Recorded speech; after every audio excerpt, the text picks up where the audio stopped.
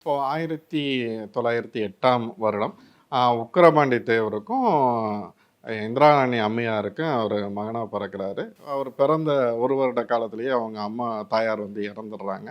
அவங்க பாட்டியோட பார்வதி அம்மா பாட்டியோட அரவணைப்பில் தான் வளர்றாரு.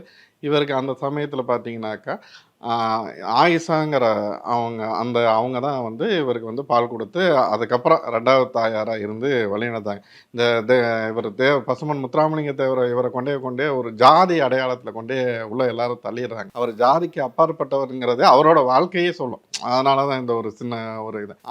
அவருக்கு அந்த பால் கொடுத்து வளர்த்ததே பார்த்தீங்கன்னா, ஒரு ஆயிஷாங்கிற ஒரு இஸ்லாமிய சமுதாயத்தை சேர்ந்தவர். இவர் படிச்சது பார்த்தீங்கன்னா, மதுரையில வந்து கிருஷ்ணகிரி மிஷனரி ஸ்கூல்ல தான் இவர் படிச்சார். பள்ளி படிப்பை வந்து அங்கே தான் படிச்சு தெரிஞ்சுக்கிட்டார்.